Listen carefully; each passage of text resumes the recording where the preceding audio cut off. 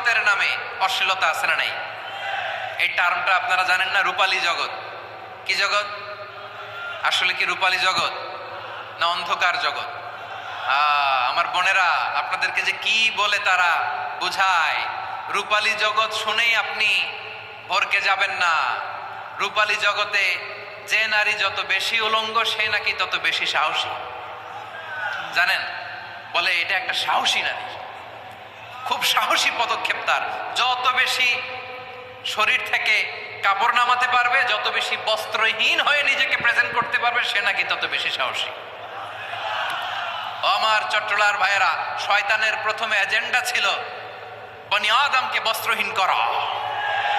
সে আদম এবং হাওয়া আলাইহিস সালামকে নিষিদ্ধ গাছের ফল খাইয়ে তাদেরকে বস্ত্রহীন করেছে।